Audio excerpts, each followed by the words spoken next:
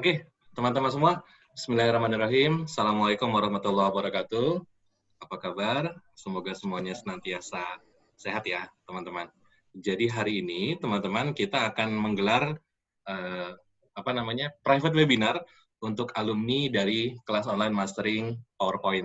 Semoga forum ini bisa rutin kita jalankan terus sampai akhir nanti. Jadi ini sebagai sebuah benefit yang saya berikan kepada teman-teman semua yang sudah bergabung dan berpartisipasi di kelas online Mastering PowerPoint. Oke, teman-teman semua, pertama, sesi ini akan direkam. Jadi nanti bagi yang tidak bisa hadir secara utuh atau ada sedikit tidak bisa join karena satu dan lain hal, jangan khawatir, recordnya akan kami share di grup untuk bisa dipelajari kembali. Oke, teman-teman. Jadi berbeda dari sesi sebelumnya, malam ini saya duet sama Mas Fikri. Jadi duet bukan hanya di panggung, tapi di Zoom. Jadi hari ini saya akan bersama Mas Fikri sharing. Jadi saya akan sharing duluan mengenai tips bekerja tips bekerja dengan diagram batang. Nanti Mas Fikri akan sharing mengenai strategi McDonald.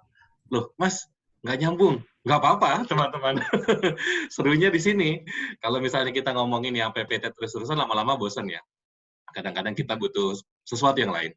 Karena itu saya juga sangat membuka kesempatan bagi teman-teman alumni yang mau berpartisipasi menjadi kontributor di private webinar dengan tema apapun, dipersilahkan. Nggak ada masalah. Jadi, karena menurut saya yang namanya ilmu itu bentuknya bisa apa saja dan dari mana saja, teman-teman. Oke? Itu ya, teman-teman semua. Nah, teman-teman, sebelum kita mulai, seperti biasa, yang pertama, audionya di-mute ya. Jadi kita sama-sama mencoba untuk membangun suasana belajar yang kondusif, teman-teman semua. Jadi nanti teman-teman semua, please banget yang di rumah, karena di rumah kan biasanya ramai nih ya. Kalau udah malam gini, tukang nasi goreng lewat, ya kan? Ada anak-anak teriak atau apalah gitu ya. Nah, jadi kita sama-sama mute audionya supaya kita tidak saling mengganggu satu dengan yang lain. Nanti kecuali ada sesi tanya jawab, nggak apa-apa, kita nanti open mic. Nah, yang kedua teman-teman, nanti kalau ada pertanyaan seperti biasa, tulis aja di chat box teman-teman. Nanti kita akan bahas sesekali, saya akan rutin mengecek di chat box, plus nanti ketika sesi latihan, teman-teman bisa kasih komen, misalnya, Mas Fajri, terlalu lambat, tolong speed-nya ditambah. Oke, jadi nanti kalau ada apa-apa, taruh di komen, nanti saya sesekali akan baca di komen ada apa. Oke, teman-teman, sangat diperbolehkan share tentang pengalaman hari ini di Instagram teman-teman semua. Nanti kita akan repost dan akan dengan senang hati merepost, teman-teman. Oke, jadi sedikit cerita mengenai Bengkel Slide, teman-teman semua. Jadi Bengkel Slide ini adalah sebuah komunitas. Awalnya kami akses di Telegram, kemudian ke YouTube, dan sekitar 3 bulan yang lalu kami masuk ke Instagram. Jadi, alhamdulillah sekarang untuk di Telegram, kita udah punya sekitar 2.500 member, dan di Instagram, alhamdulillah, nyaris 8.000. Jadi, mohon doa dari teman-teman semua, semoga ini bisa terus berkembang dan bertambah ya. Amin. Nah, teman-teman semua juga boleh bergabung di berbagai platform sosial media kami, mulai di Instagram, YouTube, dan juga di Telegram. Di grup Telegram ini kita open group ya, teman-teman. Jadi ini free of charge, jadi memang sebuah komunitas yang memang didedikasikan untuk belajar. Jadi teman-teman semua bebas untuk join dan silakan bergabung. Hari-hari biasanya akan banyak sekali pertanyaan seputar PPT, mulai dari dimensi bikin spanduk, cara kerja pakai animasi, dan lain sebagainya. Jadi yang sharing di Telegram, alhamdulillah bukan cuma saya sendiri, tapi kadang-kadang juga banyak yang lebih expert yang juga suka sharing, teman-teman. Oke, sedikit cerita mengenai Bengkel Slide, teman-teman. Ini saya bangun platform di Instagram untuk edukasi. Jadi kami menggunakan yang namanya microblog. Microblog ini seperti teman-teman semua tahu, jadi maksimum ada 10 halaman ya. Jadi kita sering sharing bentuknya tutorial, kemudian inspirasi, motivasi, dan kami masuk ke podcast akhir-akhir ini. Sudah ada 3 seri podcast dari Bengkel Slide yang bisa teman-teman nikmati. OTW ke Spotify supaya bisa menjangkau lebih luas di jalan yang benar, teman-teman. Kalau di Instagram ini kan agak maksa ya. Kita pakai IGTV untuk membuat sebuah podcast. Sekarang perlahan coba migrasi ke Spotify sama Anchor. Oke, teman-teman semua, welcome di kelas online Mastering PowerPoint. Welcome pada teman-teman alumni semua. Semoga ini bisa menjadi sebuah media untuk terus belajar seputar PowerPoint dan presentasi. Saya punya misi besar dan harapan besar bahwa kita belajar bukan hanya satu kali ketika teman-teman belajar di kelas online Mastering PPT, tapi juga ketika teman-teman jadi alumni, bergabung di grup alumni, saya bisa terus berbagi kepada teman-teman semua. Dan juga kalau ada teman-teman yang berminat untuk berbagi, silahkan. Saya sangat terbuka sekali, seperti yang malam ini dilakukan, join duet bersama Mas Fikri. Kita kebetulan juga sama-sama alumni di MSDH, Melukis Slide dengan Hati di Bang Andi Sukma Lubis. Jadi teman satu perguruan juga. Jadi teman-teman semua, enjoy the show ya, teman-teman. Jadi hari ini teman-teman kita akan belajar menangani bar chart atau diagram chart. Nah, kemudian nanti di akhir kita akan tutup dengan studi kasus mengenai menunya MACD yang akan dibawakan oleh Mas Fikri. Nah, teman-teman semua, tools yang digunakan malam ini PowerPoint. Ya iyalah, saya nggak akan pakai tools yang lain. Jadi, teman-teman semua, malam ini sesinya praktek. Jadi, saya harap teman-teman udah standby dengan PowerPoint masing-masing. Dan ya udah, langsung dibuka aja PPT-nya.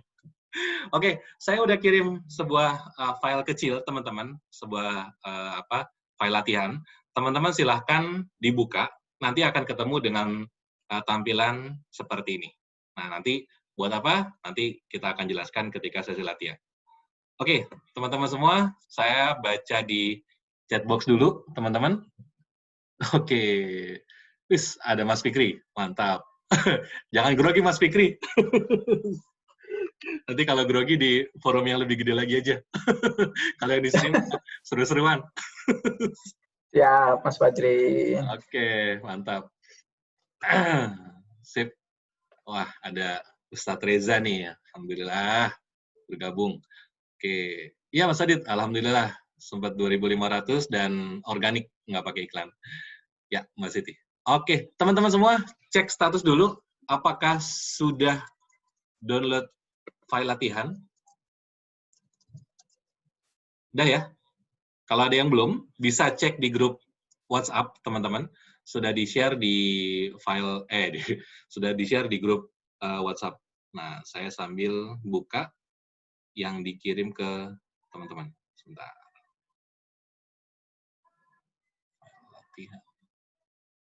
Ya. Ini yang dikirim ke teman-teman semua. Nah, udah. Langsung buka aja lah. Kalau di ginian, nggak usah pakai teori. Langsung praktek aja, teman-teman. Ya, oke. Teman-teman. Udah ya, udah pada download ya. Kalau yang belum download, silakan cek di grup WhatsApp. Nah, teman-teman semua, oh, sebentar. Ya. Oke, sebentar.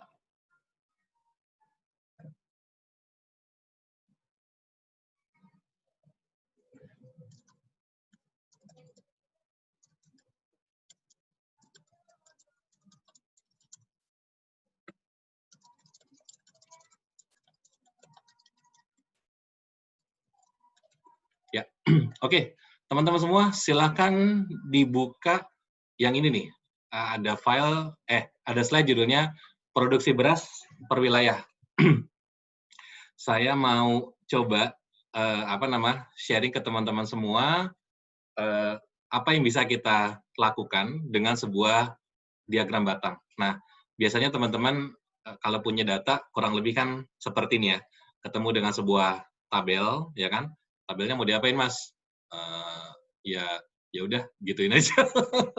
Nah, supaya lebih menarik, teman-teman, kita bisa kerja dengan menampilkan dalam bentuk diagram batang. Nah, gini, kita langsung aja cobain, teman-teman. Jadi, kita langsung bikin chart seperti biasa. Oke, sebentar. Nah, cuman masalahnya gini, teman-teman. PowerPoint itu agak berbeda karakternya dengan pengolah angka seperti Excel. Jadi kita memang harus copy paste dari Excel ke PPT. Tapi yang di copy paste, kalau saran saya jangan tabelnya. Jadi yang biasa kita lakukan kan kita kerja di Excel, kita bongkar, terus kita bikin setelah matang, kita bikin di grafiknya di Excel, kemudian itu di screen capture atau di copy, pindahkan di PPT. Nah, kalau yang kita lakukan seperti itu, besar kemungkinan suatu ketika datanya nggak bisa diedit. Saya nggak tahu kenapa, dan masalahnya agak nggak ketahuan kenapa. Pernah melakukan distribusi file yang modelnya seperti itu, tapi akhirnya ngalamin ketika diedit, klik kanan, edit, data is not editable, atau data source not found gitu. Nah, kalau udah kayak gitu biasanya agak-agak frustasi teman-teman. Apalagi kalau datanya banyak. Nah, yang harus dilakukan apa? Yang harus dilakukan adalah teman-teman copy paste source datanya. Jadi gini, teman-teman, ketika nanti kita insert, teman-teman, sebentar ya, saya buka ada WhatsApp agak ini dulu.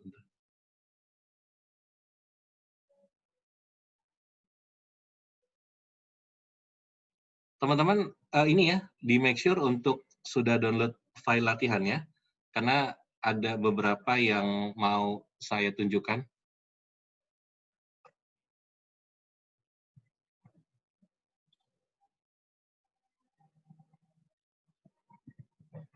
Nah, oke. Sorry, ada gangguan dikit. Nah, jadi teman-teman, kita langsung aja insert sebuah ini nih. Insert, kemudian klik chart. Nah, ketika teman-teman klik chart, ini akan ketemu dengan berbagai macam jenis chart. Kita pakai yang standar aja, teman-teman. Kita pakai yang ini nih. Namanya cluster column. Jadi, pilihannya ada di sini, teman-teman. Ketika teman-teman klik insert, dia ada di kolom. Kemudian teman-teman pilih yang namanya cluster column. Ini biasa kok. Udah, klik aja. Oke. Nah, yang saya maksud di sini, teman-teman. Nah, ini. Jadi ketika teman-teman kerja dengan Excel, misalnya, kalau datanya udah matang, teman-teman copy datanya, pastenya di sini. Jadi jangan barnya di copy paste, karena kalau kayak gitu nanti kemungkinan datanya mati. Begitu diklik kanan, data not found gitu. Nah, jadi yang kita copy si data mentahnya, teman-teman. Taruh di sini, nanti di sini kita bisa lakukan perubahan sesuai dengan kebutuhan. Nah, teman-teman, coba misalnya kita coba salin, teman-teman. Misalnya karena datanya masih dalam bentuk seperti ini ya. Ini kita copy aja, teman-teman. Jadi ada wilayah 1, wilayah 2, wilayah 3, dan wilayah 4. Produksi masing-masing kita tulis nih. Nah, biasanya kalau kita kerja dengan sebuah diagram batang, kita harus pilih mau yang mana nih, teman-teman. Misalnya kita punya tiga jenis tampilan, target, aktual, sama achievement, ya kan? Kita mau yang mana nih? Yang mungkin dikawinkan adalah aktual sama achievement. Itu nyambung. Kenapa? Karena kalau misalnya kita nanti ngeliatin ada dua sudut pandang. Pertama, berapa angka aktualnya, dan yang kedua, berapa achievement-nya. Angka target itu sebetulnya nggak perlu. Kenapa? Karena sudah diwakili sama achievement. Nah, contoh gini ya, teman-teman. Kita masukin aja. Misalnya di sini kita salin 612, 195, kemudian berapa nih? 1057, sama satu lagi adalah 247. Nah, teman-teman lihat di sini, kalau kita ngelihat berdasarkan diagram batang, teman-teman, kelihatan yang paling tinggi itu adalah wilayah 3. Betul nggak? Di sini ya. Nah, tapi ternyata dia 64%, teman-teman. Jadi achievement-nya sebetulnya nggak terlalu tinggi. Jadi masih lebih tinggi yang wilayah 4, yang 68%. Nah, saya nggak akan ngomongin itu, teman-teman. Saya coba ngomongin bagaimana menampilkan diagram batang itu dengan lebih cantik, kira-kira gitu ya. Nah, oke. Ini kalau udah jadi, kita klik kanan aja, kita cut, kita pindah ke slide bawahnya, teman-teman. Nah, seperti ini. Oke. Sip. Jadi ini persiapannya, apa yang bisa kita lakukan. Oke, teman-teman semua, cek status dulu. Apakah sudah membuat ini, apa namanya, diagram batang sederhana. Ini nggak usah diapa-apain, teman-teman. Nanti kita akan coba oprek gimana tampilannya yang bisa lebih oke. Oke, udah nyampe di sini, teman-teman? Oke, sip ya, Kang Irfan, mantap. Jadi ini biasa aja, teman-teman, nggak ada bedanya. Nah, teman-teman, kita mau ngapain? Nah, kalau kerja dengan diagram batang kayak gini, teman-teman, yang pertama yang harus dilakukan ya, nih, ini kan ada yang nggak perlu kita buang-buangin. Apa yang nggak perlu? Nih, pertama, garis di belakang. Ini diklik aja, teman-teman, lalu klik delete. Hilang kan? Nah, terus yang kedua, apa yang nggak penting? Angka. Angka di kiri nggak penting, diklik delete. Loh, Mas, angkanya ntar hilang. Tenang, ini diagram batangnya coba deh, diklik, terus klik kanan, terus pilih format data series. Sorry, add data label. Nah, dah, angkanya muncul sekarang, ya kan? Nah, sekarang jadi kita nggak perlu khawatir angkanya hilang. Nah, yang ketiga teman-teman, ini series 1, ini nggak penting, buang. Kenapa? Nanti kita kasih judul sendiri. Kemudian series yang di bawah, buang, teman-teman. Dah, oke. Ini jadi sekarang diagram batangnya lebih bersih, teman-teman. Yang nggak perlu, udah kita buang-buangin. Nah, Mas, sekarang kita lakukan sedikit touch up. Oh, iya. Kita dandanin. Yang pertama, diagram batangnya kita bikin agak gemuk. Gimana caranya? Nah, gini. Kita klik dimanapun, teman-teman, salah satu dari diagram batang, kita klik kanan, kita pilih format data series. Nah, teman-teman lihat, di sini muncul ada yang namanya gap width. Gap width kan 219 nih, teman-teman. Diganti jadi 50%. Terus lihat deh hasilnya. Iya, jadi lebih gemuk ya. Nah, kalau udah gini, udah enak nih, teman-teman. Ya, jadi apa namanya? Kita sampai di sini berhenti dulu, teman-teman. Saya cek status dulu di grup chat. Oke, Mas Aris, jangan cepet-cepet. Siap. Oke, teman-teman, gimana bisa? Jadi intinya di sini, kalau kita punya sebuah diagram batang, yang paling bagus itu kalau jaraknya kita pepetin, teman-teman. Ini yang default dari PPT, kan kayak gini nih, kurus banget ya, teman-teman ya. Nah, ini bisa kita bikin jadi lebih gemuk. Oke, sampai di sini dulu, teman-teman. Membuat diagramnya lebih gemuk, apakah bisa, teman-teman? Aman?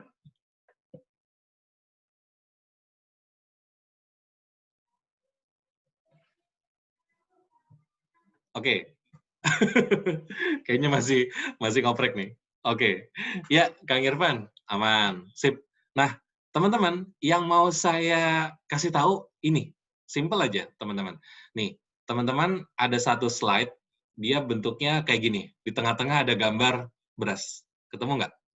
Kalau ketemu, coba ini di-copy, terus pindahin ke sini, teman-teman. Nah, saya mau ngajarin satu trik sederhana, teman-teman, di mana kita bisa mengisi diagram batang ini dengan gambar beras. Karena kan di sini judulnya produksi beras per wilayah, gitu ya. Nah, kita kasih deh judulnya gini, produksi beras per wilayah. Nah, supaya sinkron, teman-teman, kita isi diagram batang ini dengan gambar beras. Cie. Ada yang tahu caranya? Ini gampang banget ya. Begitu tahu, ya elah, Mas Fajri, gitu doang gue juga bisa. Gini, teman-teman. Caranya, kita klik dulu gambar beras yang udah kita pindahin. Kita klik kanan, kita copy, teman-teman. Dah. Klik kanan, copy. Gampang ya, teman-teman ya. Nah, kemudian kita klik di bagian diagram batang ini. Kita klik kanan, sekarang pilih format data series, teman-teman. Gini, nanti muncul seperti ini. Teman-teman sekarang klik di bagian ini, fill and line, teman-teman. Fill and line. Nah, sekarang ada pilihan yang namanya picture or texture fill. Teman-teman klik di bagian ini, picture or text to reveal, lalu pilih clipboard. Dah, sekarang lihat, nah, semuanya udah jadi gambar brush, teman-teman. Sekarang kita klik ini, stack-nya diklik. Kalau stack-nya nggak diklik, dia jadi ke stretch gambarnya. Tapi kalau stack-nya kita klik, nah, dia tetap enak melihatnya, teman-teman. Nah, keren kan?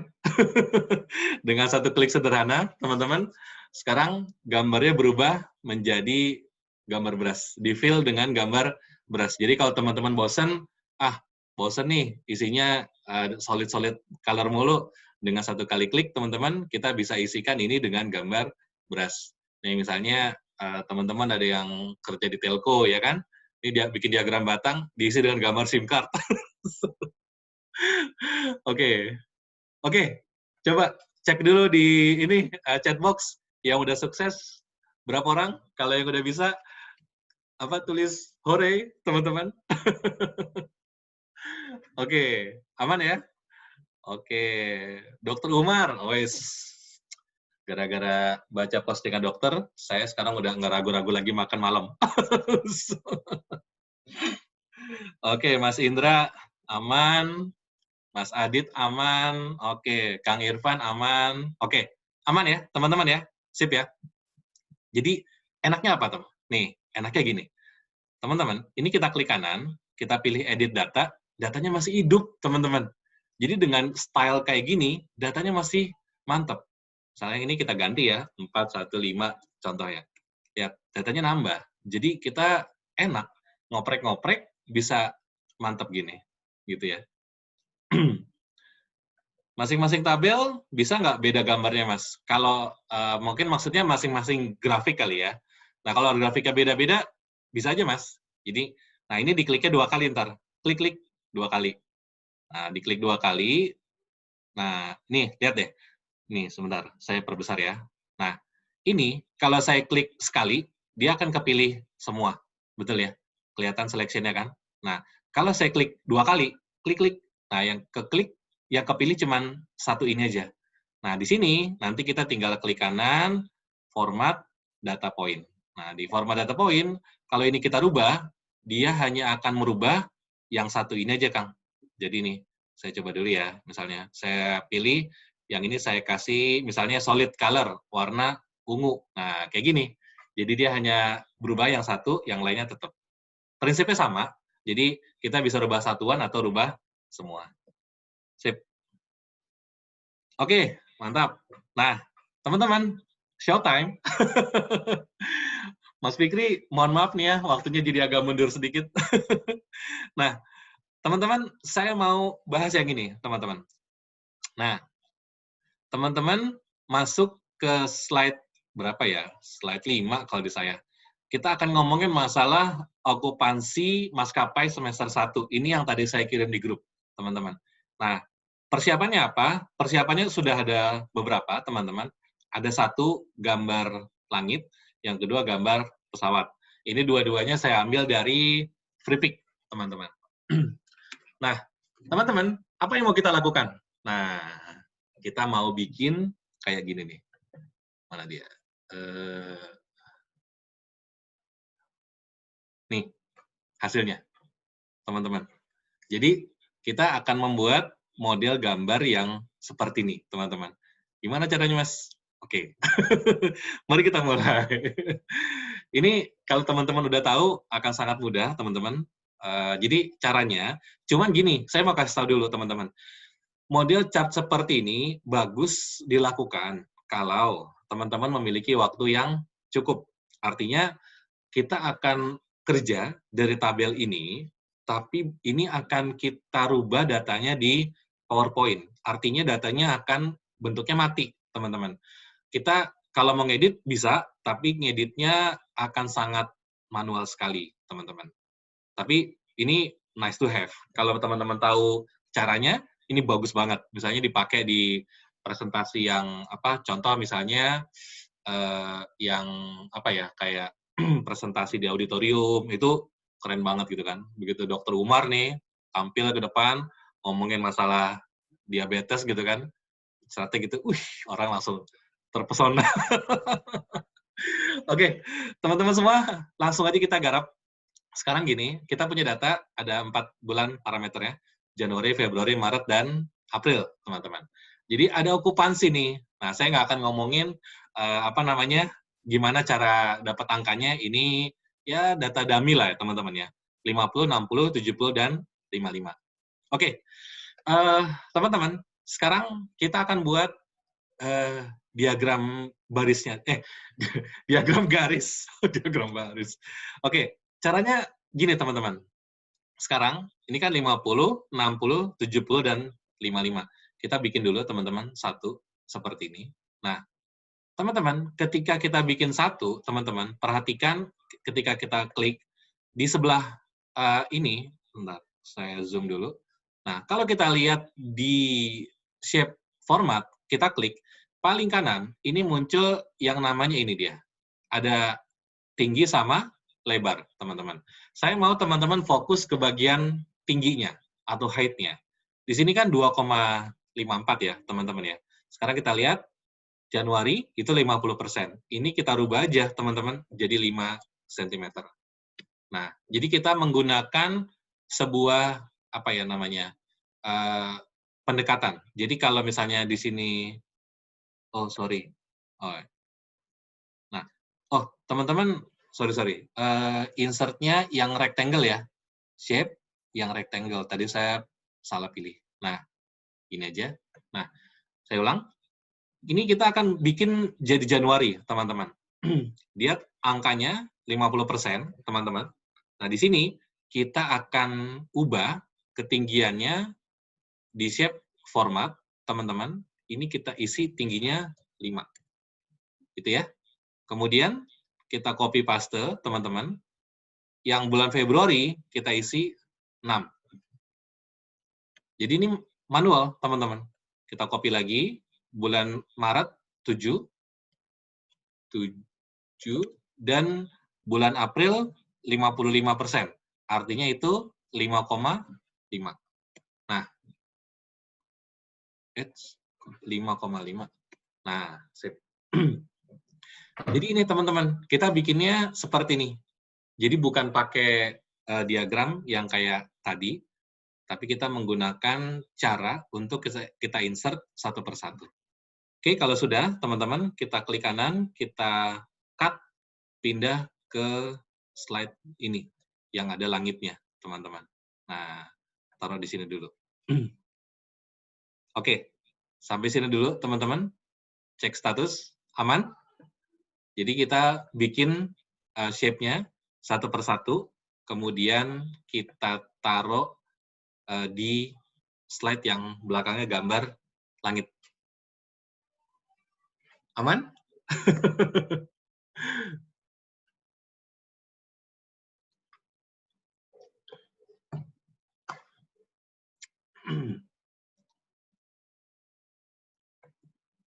Sepi nih.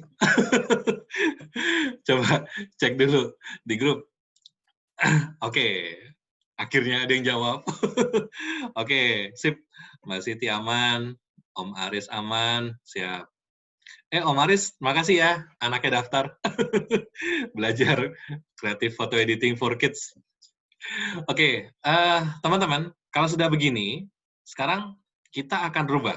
Kan yang namanya diagram batang, itu dia dari bawah ya. Jadi bawah ke atas. Nah, sedangkan ini atas ke bawah. Kang, gimana ini, Kang? Salah ini. Oh iya, tenang. Gini, kita blok dulu semua, teman-teman. Blok semua. Kemudian kita pilih shape format, kita pilih align. Dia ada di sini, kita pilih align bottom. Nah, gitu ya. Saya ulang ya, teman-teman ya. Nih, kita blok lagi semua, kita pilih shape format, kita pilih align, dan kita pilih align bottom. Nah, sekarang dia jadi rata di bawah, teman-teman. Tadinya kan dia di atas. Oke, aman ya? Nah, sekarang kita lihat jarak antara shape yang satu dengan shape yang lain kan nggak rata nih, teman-teman. Ada yang kecil, ada yang lebar. Nah, biar rata gimana? Biar rata, kita blok lagi semua teman-teman. Kita blok semua seperti ini. Sama lagi, kita pilih shape format, teman-teman. Kita pilih align dan pilih distribute horizontal. Nah, sekarang dia udah rata jaraknya. Paham ya? Nah, sekarang ini ada yang namanya sungai. Nah, kalau di apa namanya diagram batang, teman-teman, kalau misal teman-teman ngerasa jaraknya kejauhan, ini bisa kita kecilin. Nah, jadi berhubung ini shape, teman-teman tinggal geser aja. Nah, yang saya mau teman-teman lakukan sekarang, ini di-copy dulu teman-teman, di-blok semua, klik kanan, copy, kemudian teman-teman masuk ke slide gambar pesawat, kita klik kanan, kita paste. Nah, ini ya teman-teman ya. Jadi, kita sekarang punya 2 diagram batang, satu di yang gambar langit, satu di yang digambar pesawat. Oke.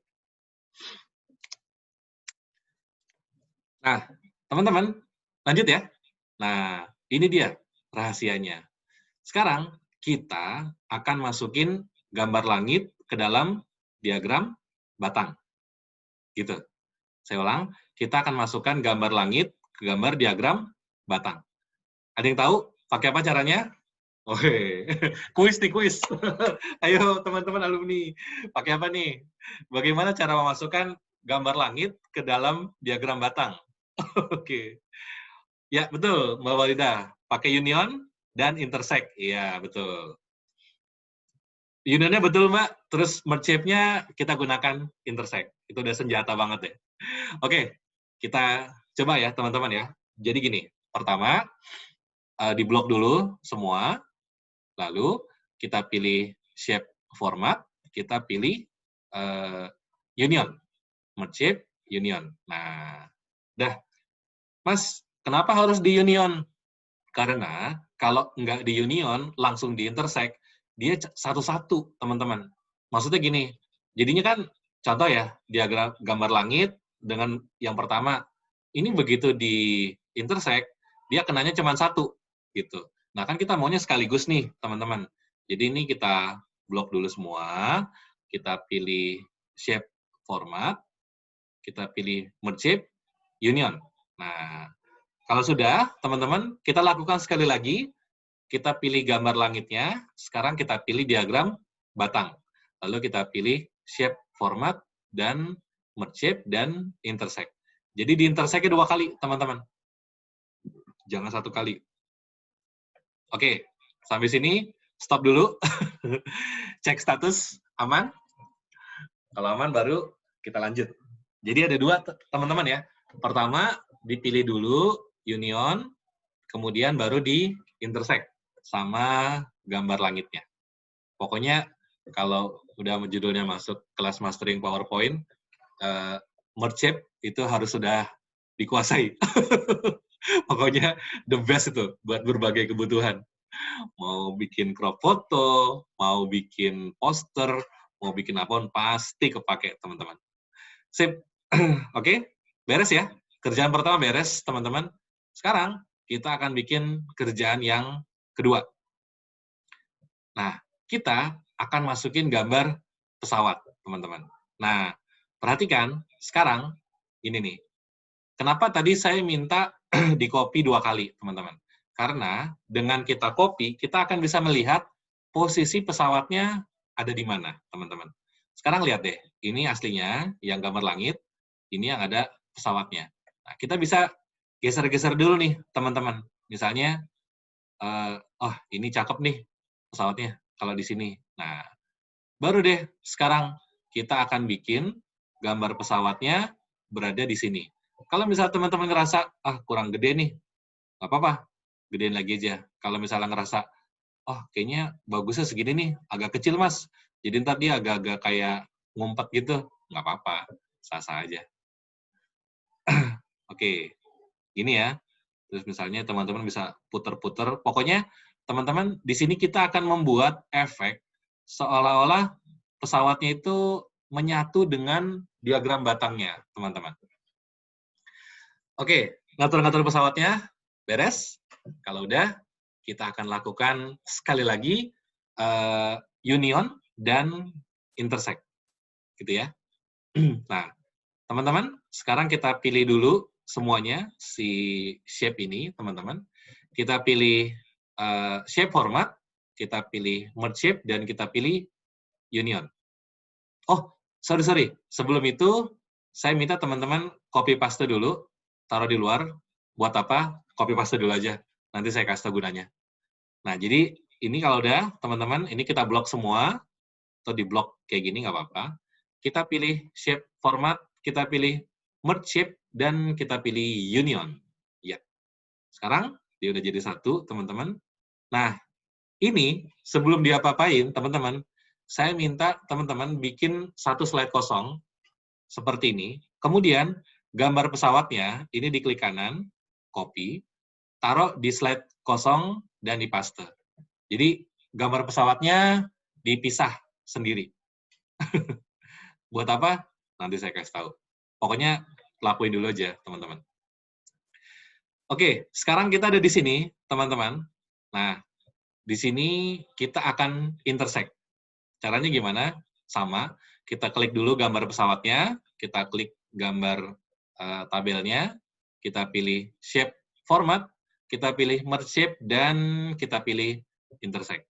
Nah, gambarnya kepotong-potong seperti ini.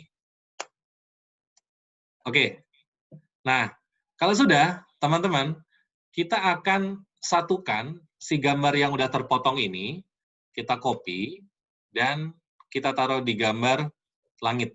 Jadinya begini. Nah, bisa? Saya ulang ya. Nah, gini nih, saya deketin dulu. Nih. Nah, ini teman-teman. Tadi kan kita udah punya ini ya, satu gambar bar chart yang isinya gambar langit, dan kedua, kita punya gambar pesawat yang ini akan kita intersect ke diagram ini ya, diagram batang. Nih, yang ini teman-teman. Nah, sekarang ini kita klik kanan, kita pilih copy, kita masuk ke yang ada gambar langit, kita klik kanan, kita pilih paste. Nah, hasilnya gini, teman-teman. Sama nggak? Cek status dulu, cek status. Aman ya? Nah, sekarang udah setengah jalan nih, teman-teman. Tinggal kita masukin bagian kepala sama bagian ekor. Caranya gimana? Caranya gini, teman-teman. Nih, tadi kan saya minta teman-teman untuk copy paste dari slide ke slide kosong ya. Ini kita copy, teman-teman. Lalu kita masuk ke sini, yang udah barusan. Klik kanan, paste. Nah, sekarang ini kita crop nih, teman-teman. Kok di crop, Mas? Iya, sekarang kalau kita cuma taruh kayak gini, teman-teman, ya, ini kelihatannya nggak blending. Kenapa? Ini cuma kayak gambar, apa namanya, langit, yang diagram batang langit, di tiban gambar pesawat. Pesawatnya nggak masuk ke dalam. Biar masuk gimana? Nah, lihat teman-teman. Kan kita udah punya gambar di sini ya. Nah, jadi pertama kita crop dulu, teman-teman. Kita crop, cropnya segini. Nah, kita cuma butuh bagian kepalanya. Sip, ya kan? Jadi sekarang kepalanya nongol. Nah, ada satu lagi teman-teman, bagian ekor. Ekornya kepotong, kita keluarin. Gimana caranya? Kita balik ke slide yang tadi, ini kita klik kanan, copy, lalu masuk ke slide yang tadi dibuat, kita paste, teman-teman. Sekarang, kita ambil bagian ekornya. Ini kita crop bagian depannya, teman-teman. Nah, sekarang kita crop, lalu kita naikin ke atas crop-nya. Kira-kira segini. Nah, oh, kurang naik. Kira-kira, ya, kurang turun bahkan. Oh, segini. Ayo, lagi. Ya, oke. Yes. Udah. PPT-nya ngajak main nih. Dia gerak sendiri. Dah. teman-teman. Beres. Nah, kan kalau gini, cakep ya, teman-teman ya. Jadi, bagian kepalanya keluar dari chart, ya kan? Sebagian ekornya juga keluar dari chart, teman-teman. Mas, ini bagian belakangnya kayak kepotong, Mas. Ya udah, nggak apa-apa. Tambahin lagi aja. Jadi, ini kita lihat, kita ambil, kita sama teman-teman, copy lagi, teman-teman, dan ini kita, salah, tadi mana? Ini ya. Nah, ini kita paste, teman-teman. Sekarang, ambil untuk bagian ekornya aja. Nah, ini geser kanan dikit. Kita potong hanya untuk di bagian ekornya saja, teman-teman. Yes. Dah, beres, teman-teman. Udah kan? Nah, sekarang kita mau kasih keterangan, teman-teman, berupa apa? Berupa informasi tentang ini. Lihat, balik ke tabel, 50, 60, 70, dan 55. Nah, ini teman-teman yang saya bilang masalahnya, kita harus sangat manual sekali. 50%, kemudian ini 60%, teman-teman. Kemudian ini adalah 70%, teman-teman. Dan yang terakhir itu adalah 55%. Misalnya gini. Nah, jadi ini yang agak kurang ini ya. Jadi ini manual, teman-teman. Terus misalnya kita masukin informasi bulannya. Di sini Januari, kemudian ini Februari, Maret, dan April. Teman-teman tinggal ganti aja. Februari, di sini Maret, di sini April. Dah, selesai. Nah, jadi yang kurang cepatnya adalah di bagian, kalau misalnya ada perubahan data, contoh misalnya, Mas, Januarinya salah, Mas.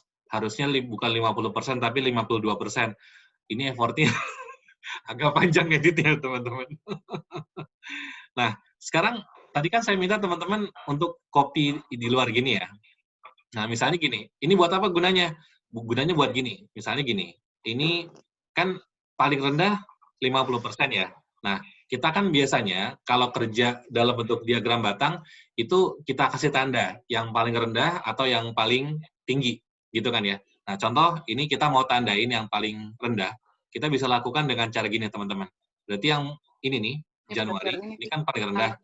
Ini klik kanan, copy, kemudian Oke, bentar. Nah, kita yang paling kiri, teman-teman, ini, kita klik kanan, copy, lalu masuk ke sini, kita klik kanan, kita paste. Nah, di sini, kita pas-pasin nih, teman-teman.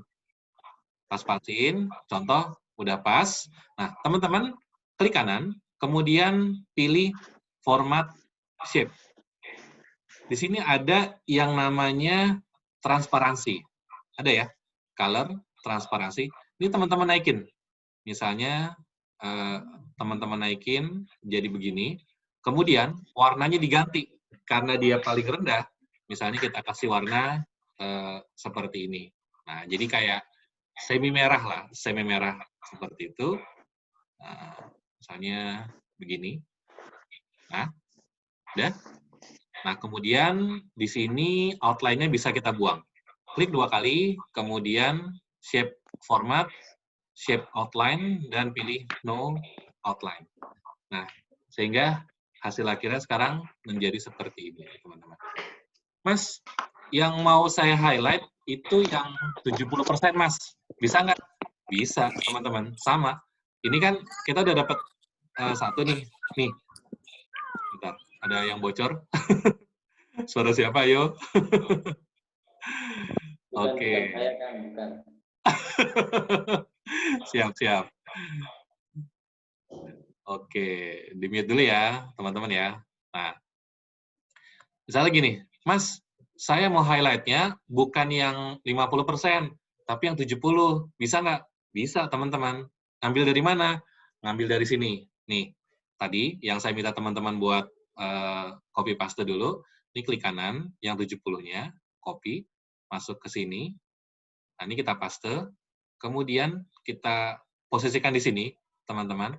Kasih warna, misalnya apa? Hijau ya, kan dia positif. Nah, kemudian transparansinya kita naikkan, teman-teman. Nah, misalnya seperti ini. Nah, sip. Kemudian, ini kita geser aja, teman-teman. Kita pas-pasin. Nah, sip. Kalau udah, kita klik shape format, outline-nya kita buang.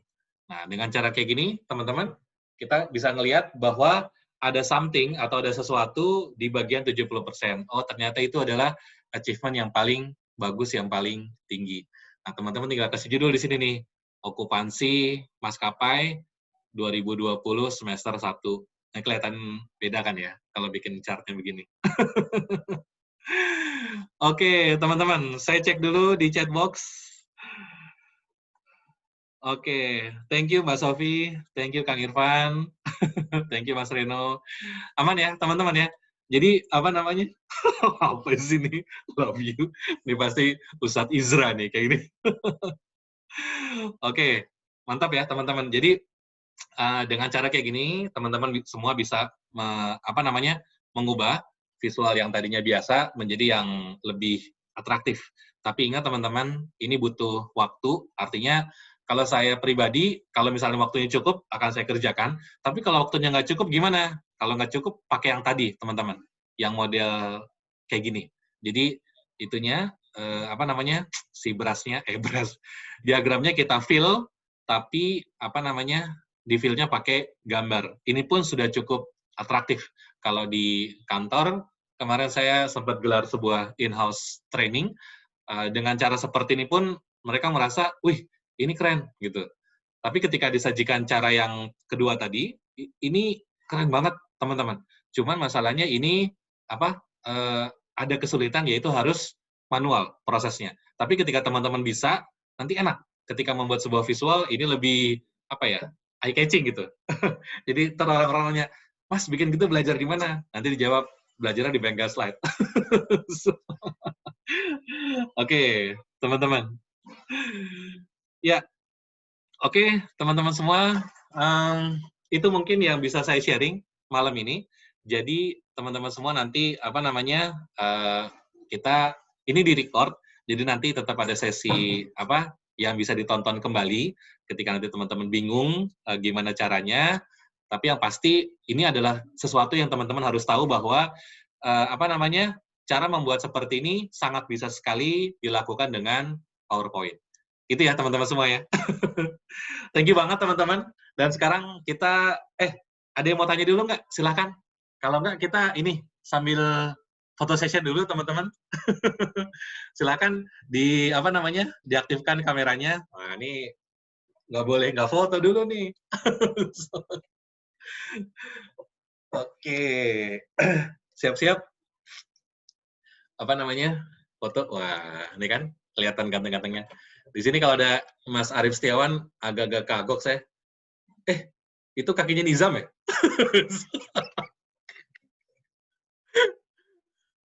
Oke, teman-teman semua.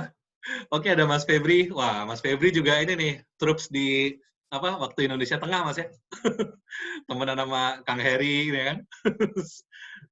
Saudara-saudara saya seperguruan nih, banyak nih. Oke, teman-teman semua, kita foto bareng dulu. Ada 2 slide, teman-teman. Minta tolong Mas Afif. Minta tolong Mas ya. Kita foto bareng dulu, teman-teman. Oke. Kita hitung sampai 3. Wes, Kang Heri langsung ngatur rambut. Muridnya Tiger Wong nih. Baru masuk kan, malah sudah tutup.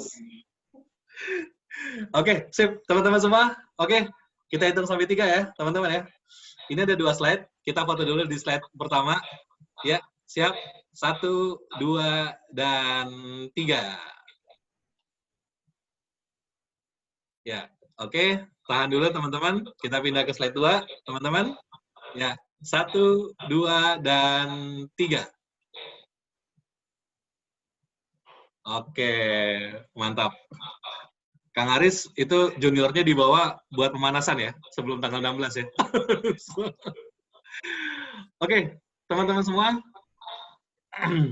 Oke, saya cek dulu di chat box, apakah ada yang bertanya. Sebentar. Sambil cek dulu. Oh iya, Mas Siti, nggak apa-apa. Oke, dari Mas Indra.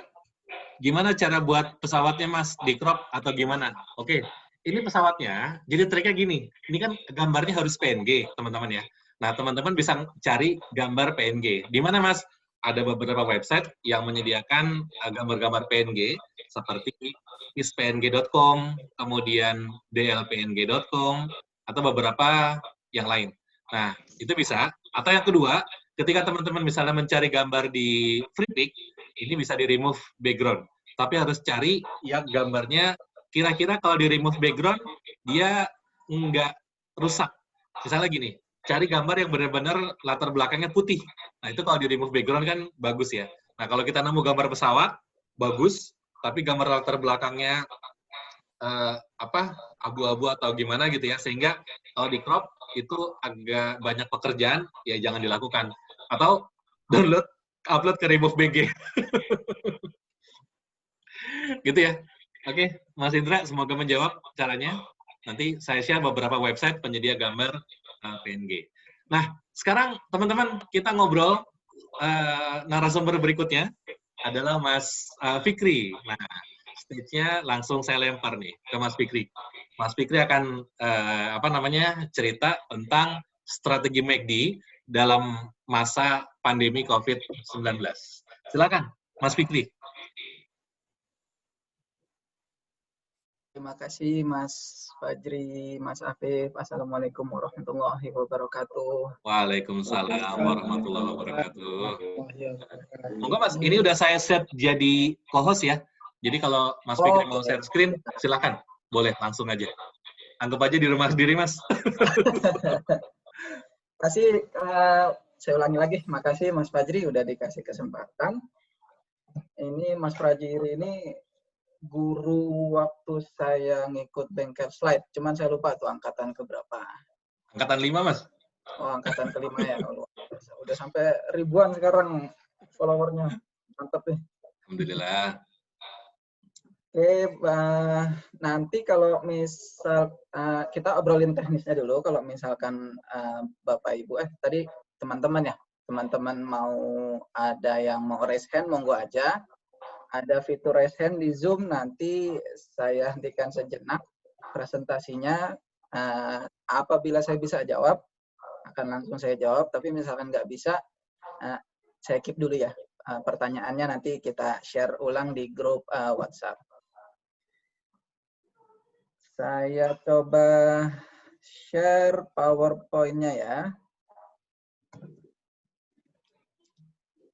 Nah, ini sekarang jam 8.39. Nah, paling sekitar 10 menit presentasinya. Nanti kalau masih ada sisa waktu kita bisa tanya jawab. Saya mulai Bapak Ibu. Bismillahirrahmanirrahim. Nah, sharing ini sebenarnya agak nyimpang nih dari pakemnya Mas Fajri, karena Mas Fajri kan sharingnya tentang PPT. Nah, ini tentang sedikit ngomongin tentang bisnis. Kebetulan presentasi ini sebenarnya saya siapkan untuk tugas kuliah. Saat ini saya lagi ngambil Master Business Administration. Disuruh bikin paper case study yang terkait tentang bagaimana sebuah badan usaha atau korporasi ini beradaptasi dengan COVID-19. Nah, saya ngambil case-nya di McDonald's, tapi McDonald's-nya McDonald's internasional, nggak spesifik ngomongin McDonald's Indonesia. Nah, yang mau saya highlight lagi, saya kasih pointer ya.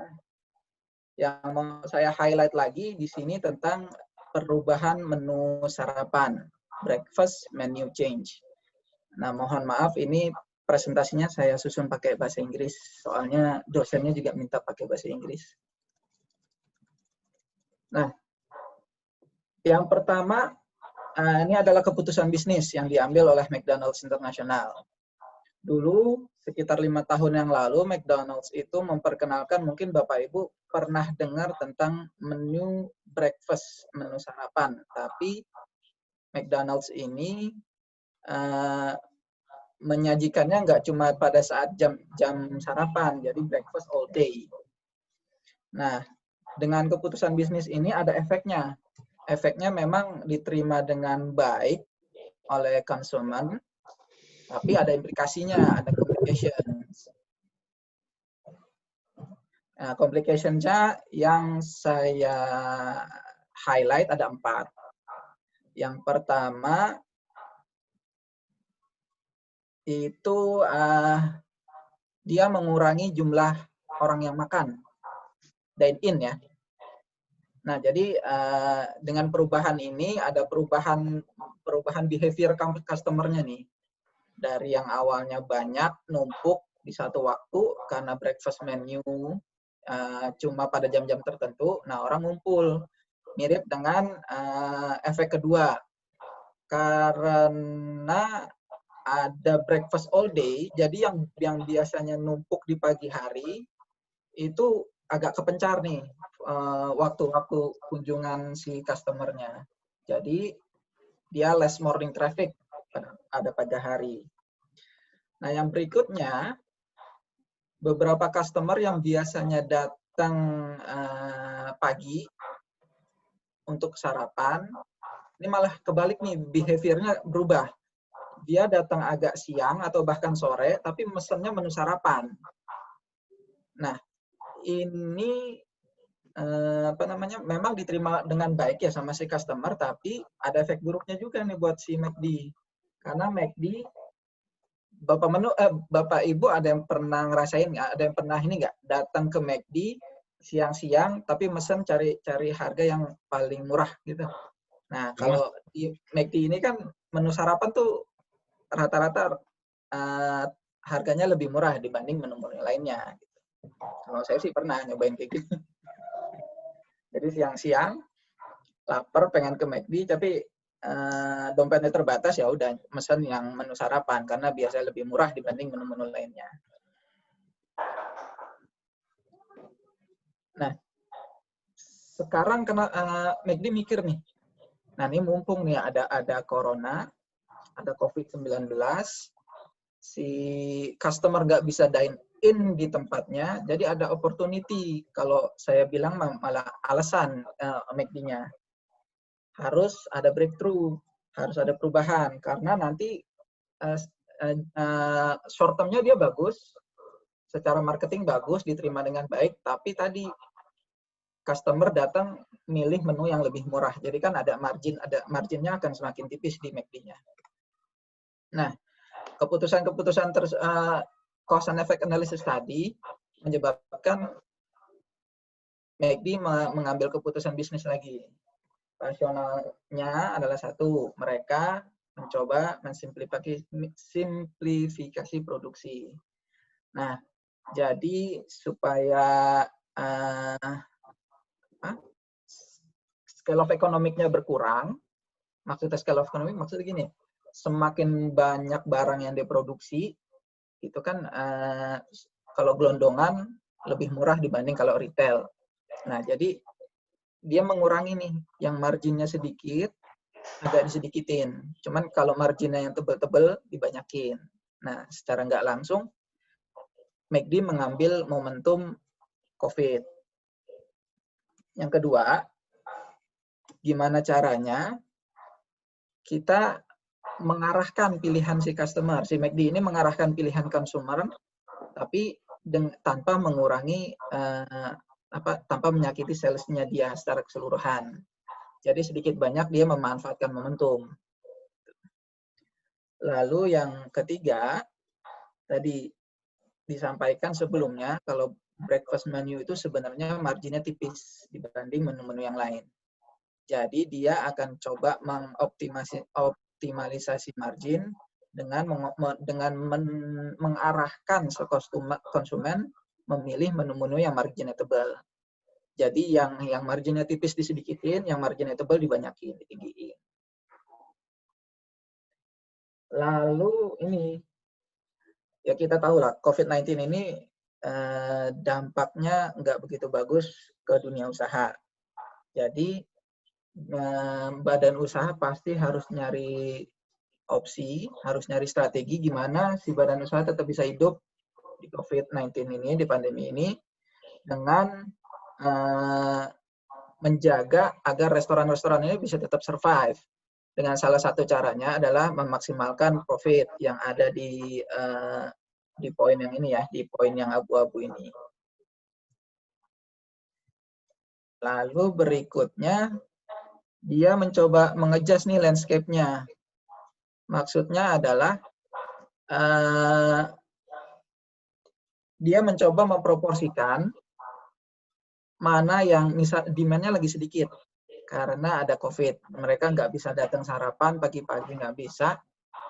Terus mumpung demand-nya lagi sedikit, nah udah kita arahin konsumennya gimana caranya. Nah, salah satu caranya adalah menghilangkan menu breakfast all day. Nah, maksudnya breakfast all day, breakfast menu tetap ada, tapi pada jam-jam tertentu. Jadi kita arahkan, jadi si McD ini mengarahkan sebenarnya. Entah kita sadar sebagai consumer kita sadar atau enggak. Nah, sebenarnya McD ini mencoba mendesain behavior-nya si konsumen. Nah, mungkin Bapak Ibu ada yang saat ini sudah punya usaha. Nah, dalam usahanya itu sudah meluncing sebuah produk. Nah, waktu itu cuman tadi secara marketing bagus, tapi kok long run-nya malah nggak bagus nih buat cash flow, malah menyakiti keberlanjutan korporasi. Nah, ini sebenarnya kalau kita bisa memanfaatkan momentum, kita bisa readjust nih apa aja yang sebelumnya nggak jalan, kita ada excuse melalui COVID-19 ini. Nah, excuse ini kita manfaatkan, bukannya malah sebenarnya ada dua sisi ya. Satu, bisnis pasti turun, tapi gimana caranya kita memanfaatkan momentum ini untuk memaksimalkan profit. Nah, jadi readjust what aren't working. Jadi yang udah misalkan yang udah terlanjur kita ngasih produk atau service, tapi ternyata kok malah nggak bagus ya buat bisnis. Nah, ini gimana caranya kita readjust. Nah, berikutnya, control the timing. Maksudnya ini, si McD ini perlu nyari strategi cara dia mempublikasikan kebijakan atau business decision-nya ini. Nah, mungkin Bapak, Ibu, atau teman-teman ini sadar nggak kalau misalkan sekarang breakfast all day ini udah nggak disajikan lagi all day, jadi cuma jam-jam tertentu gitu. Nah, jadi dia mengontrol timing dia untuk mempublikasikan kebijakannya ini. Gimana caranya supaya outlet-outlet yang ada di Indonesia atau di seluruh dunia ini bisa marginnya bisa optimize, tapi dia tidak menyakiti atau mengurangi sales yang udah ada existing. Itu mungkin Bapak Ibu. Ada pertanyaan nggak sampai sini? Atau gimana? Mas Fikri, ini strategi ini berlaku di Indonesia juga nggak sih, Mas? Saat ini sudah diberlakukan. Sekarang ini breakfast menu itu hanya disajikan dari jam 5 sampai jam 11. Nah, itu. Jadi dia gimana caranya? Memang tidak ada publikasi resmi ya dari McDonald's Indonesia. Ini kenapa? Soalnya kalau misalkan kayaknya kalau kita secara konsumen diarahkan untuk membeli sesuatu dengan supaya margin dia tambah tinggi kan kayaknya ngapain sih gue diarahin untuk beli yang lebih mahal gitu ya. Makanya dia kontrol the timing, bener. Oke. Dia diam-diam itu, Mas. Sip. Lanjut, Mas. Siap. Ada pertanyaan lagi dari teman-teman Bapak Ibu yang lain? Monggo silakan. Ada yang mau tanya?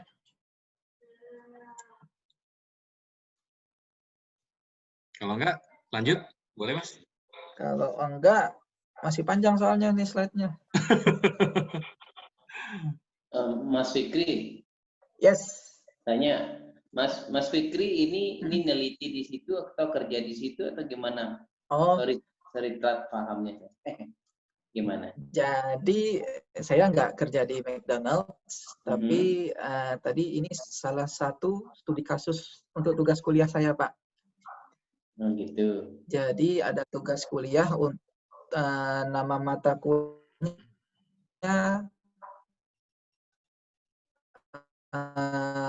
customer behavior. Nah, topik environment mempengaruhi behavior. Jadi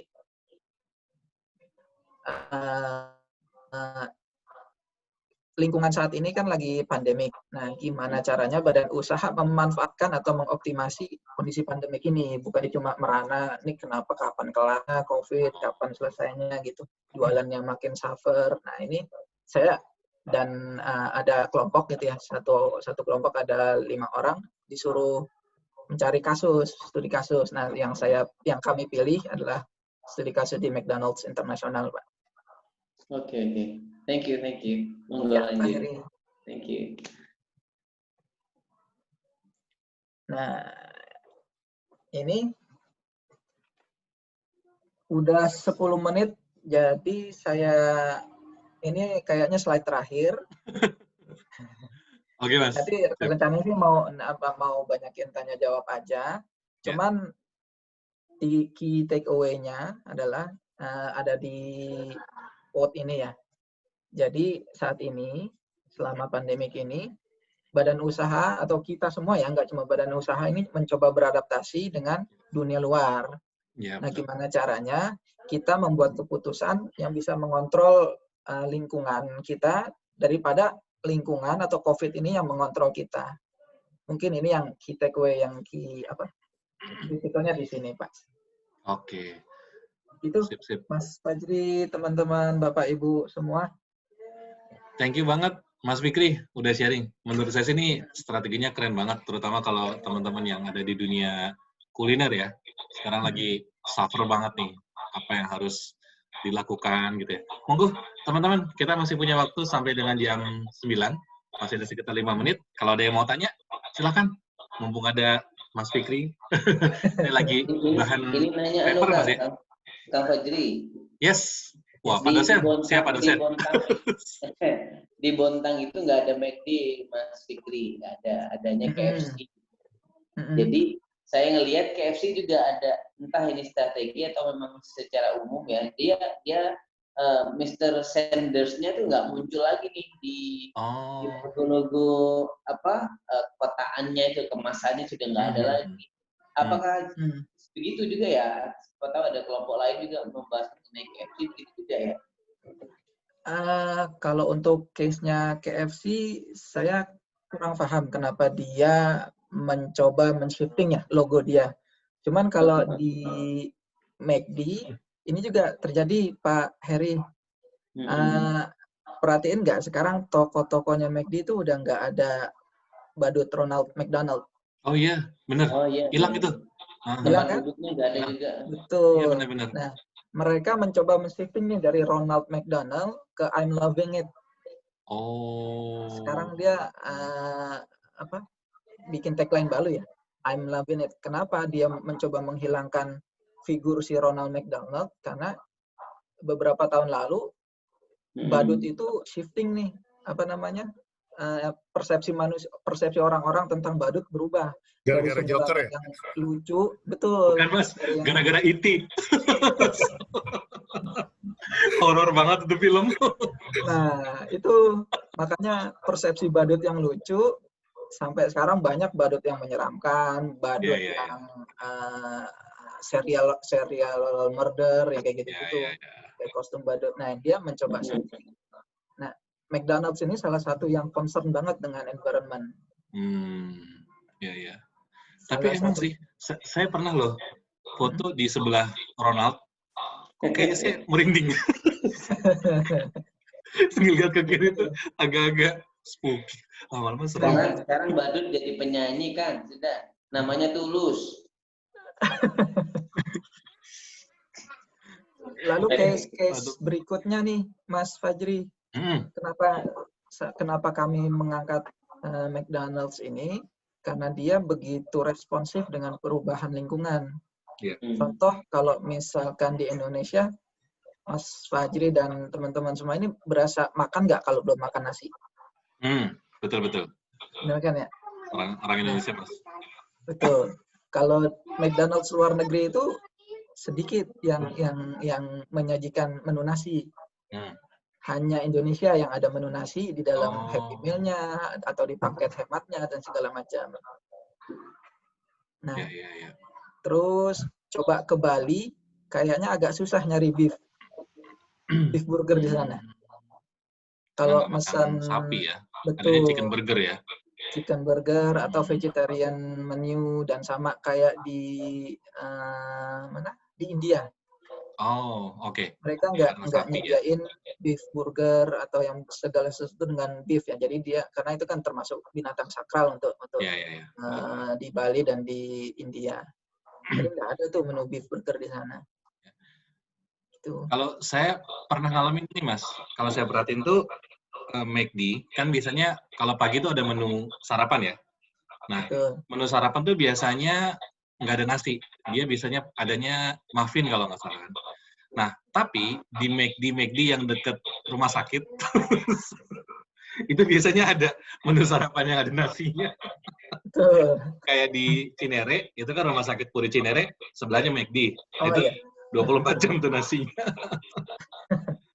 Nah, memang McD ini punya strategi yang standarisasi dengan strategi yang localized. Jadi standarisasi itu kayak contoh dia di setiap outlet ada yang namanya Happy Meal, walaupun menunya beda-beda. Ada yang namanya McFlurry, Chicken Nugget, dan yang standar yang ada di seluruh outlet McD di seluruh dunia.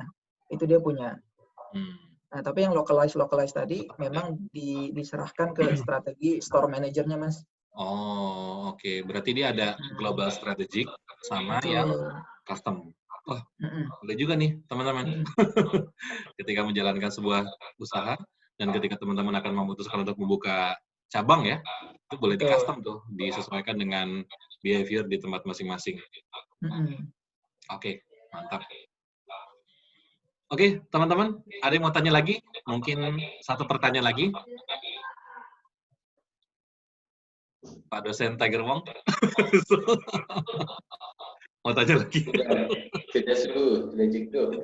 Cukup ya?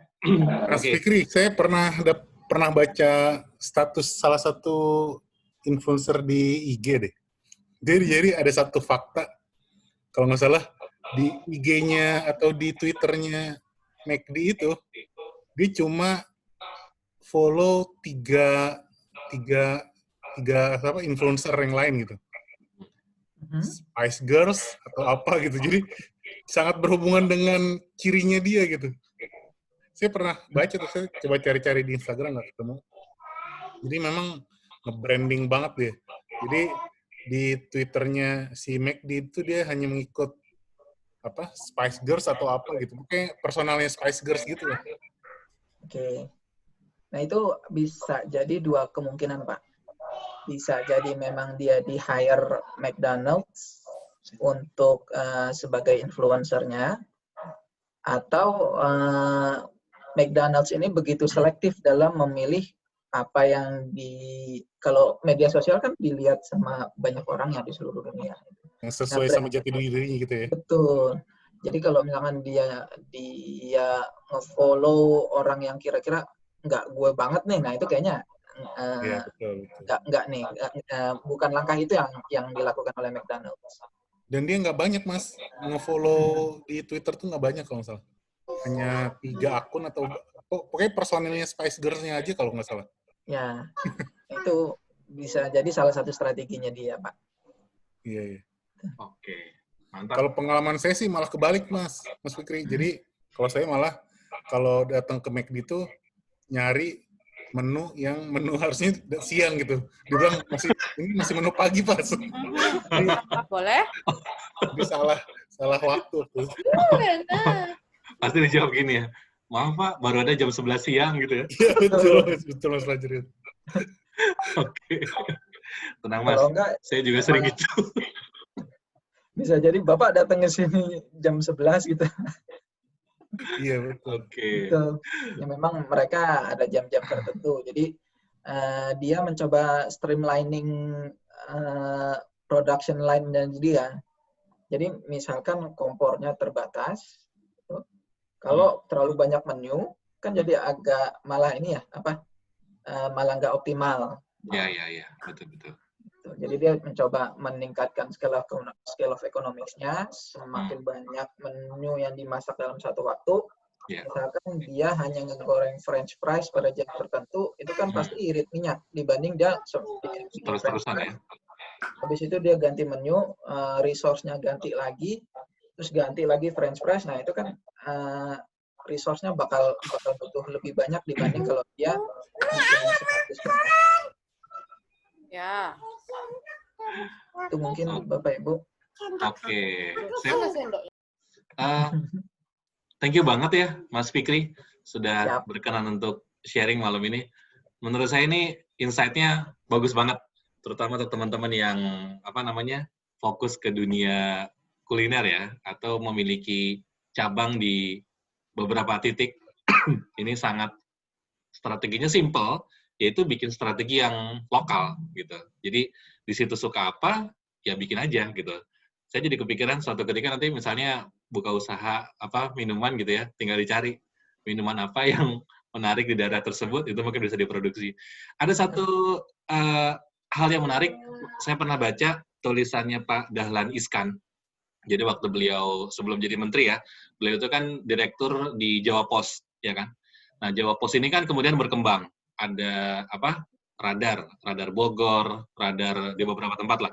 Nah, pernah ditanya sama wartawan, Pak, apa strategi Bapak untuk membuka cabang Jawa Pos? Jawabannya cuma satu. Kalau saya lihat di sebuah tempat ada ATM BCA, di situ saya akan buka cabang. Jadi ATM BCA itu adalah salah satu indikator bahwa daerah itu sudah disurvei duluan sama orang lain. Jadi daripada saya survei ulang, mengeluarkan uang, mendingan saya pakai hasil surveinya orang lain. Ini menarik teman-teman. Ya simple stuff, tapi menurut saya itu berguna banget, terutama bagi kita yang mau eksis. Oke, teman-teman. Mas Fikri, boleh di stop share? Siap, Mas Fajri. Terima kasih Bapak Ibu kesempatannya. Oke, teman-teman semua, terima kasih banget sudah bergabung di sesi malam ini. Jadi malam ini menurut saya keren banget. Jadi kita belajar tentang PPT, plus kita belajar masalah bisnisnya. Nanti ke depan, kalau ada yang mau sharing-sharing lagi, saya open to discuss. Nanti kita sesuatu yang bermanfaat bagi teman-teman semua. Jadi dari kita, oleh kita, untuk kita, gitu ya. Nah, sedikit informasi, ini adalah kelas di bulan Agustus dari Mastering PowerPoint. Kita punya 3 kelas. Jadi, kenapa 3? Biasanya 4. Nah, di sini karena ada satu sesi di mana kita akan mengikuti pelatihan di tempat lain. Jadi, upgrade ilmu supaya nanti bisa kembali memberikan yang terbaik untuk teman-teman semua. Tanggal 15, kita ada slide design untuk Office. Tanggal 16-nya, Creative Photo Editing for Kids. Dan tanggal 29 itu adalah Creative Design Promotion with PowerPoint. Oke, teman-teman, saya tutup dengan kata-kata seperti ini. Jadi, ilmu itu semakin dibagi, semakin bertambah. Jadi, kalau suatu ketika, waktu di batch 5, Mas Fikri belajar sama saya, nah, hari ini, teman-teman, saya belajar sama Mas Fikri. Jadi, setiap kita adalah guru, dan setiap kita adalah murid. Yang namanya guru sama murid, suatu ketika bisa tukeran posisi, nggak ada masalah. Yang penting, alhamdulillah, kita sudah berada di sebuah komunitas yang positif, selalu berbagi, dan senantiasa dengan berbagi. Oke, teman-teman, kalau ada sumur di ladang, boleh saya menumpang mandi. Kalau ada umur saya panjang, kapan-kapan saya numpang mandi lagi. Saya Fajri dan Afif dari Mega Slide. Mohon pamit. Terima kasih. Wassalamualaikum warahmatullahi wabarakatuh. Waalaikumsalam warahmatullahi wabarakatuh. Fajri, teman-teman. Terima kasih, teman-teman semua. Terima kasih. Selamat istirahat.